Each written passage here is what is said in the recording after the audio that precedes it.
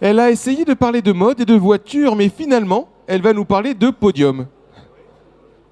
Ouais. Donc, je pense que c'est en rapport avec des podiums de course. Hein? C'est ça, Nadra? Fashionista Nadra? Non. Non? Ça dépend la course à quoi? C'est la course à quoi? Oui, la course au shopping.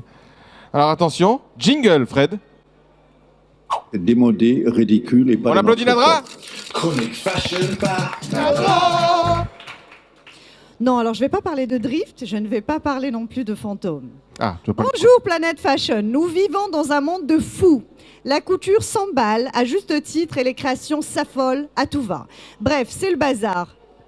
Je suis désespérée, les podiums ressemblent de plus en plus à un théâtre où des costumes de scène défilent sans relâche et sans arrêt. Les collections sont impossibles à décrypter et le cahier de tendance est obsolète. Les modèles sont compliqués, grossiers et parfois même terrifiants. Normalement, les images suivent.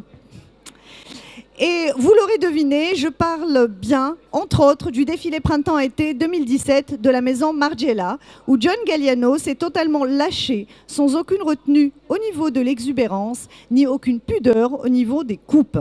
Un style définitivement délirant qui ressemble aux costumes des films de Tim Burton. Telles des toiles de Picasso, les robes sans matière mais juste un squelette en tissu totalement irrévérencieux, des vestes déchiquetées avec des finitions rocottes. Des looks de ZZ Épouse X, franchement, des superpositions de satin, de dentelle, de nœuds, de jabots et comme si ce n'était pas suffisant, des broches oversized, très 18e, avec une veste en lambeaux au-dessus. Des mannequins méconnaissables avec des fichus sur la tête et sur les yeux, qui avancent, pas très fiers, habillés comme des épouvantails, mais que fait le directeur artistique? Help! Ouais. John Galliano a peut-être essayé de se venger de la couture qui lui a tourné le dos il y a quelques années. On ne sait pas, il faudra attendre la prochaine collection pour... Ouais, non, là, c'est vrai que C'est terrifiant. c'est sympa. C'est étonnant. Faut se prononcer. La torture continue chez Victor & Rolf, un défilé fantasmagorique, juste irréel, directement sorti d'un univers parallèle où le surmoi n'existe pas. Victor Horsting et Rolf Snohen nous emmènent au pays des songes et forcent notre imaginaire à se remettre en question, et ça fait peur.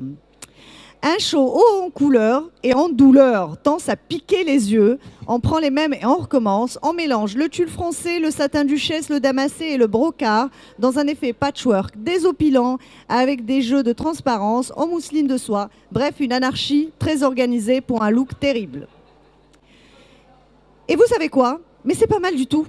Mais là, il faut être grande, belle, jeune et super gaulée. Sinon, on ressemble à Alice Apfel ou pire, à rien du tout. Nietzsche a dit « Ce qui ne nous tue pas nous rend plus forts ». Mais il ignorait... Oui, c'est Nietzsche. Mais il ignorait qu'on pouvait s'habiller comme un pot pourri et mettre une nappe en guise de veste. Ah, la mode, la mode, la mode. C'est de plus en plus spectaculaire et invendable au commun du mortel. Mais nous, les fashion addicts, on n'arrive pas à détester. Alors on porte, on conseille, on achète et on adore. Tout flatteur vit aux dépens de celui qui l'écoute, selon La Fontaine. Et tout créateur existe aux dépens de celle qui le porte, selon moi.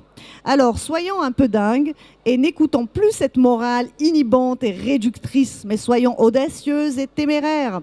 Car la plus sûre façon de briller, c'est d'être soi-même. Exo, exo. Fashionista. Wow, on applaudit Nadra, bravo. Alors, j'étais pas loin avec les podiums de course. J'étais juste Oui, à quoi, c'était- 50 km à peu près. C'était à peu près ça.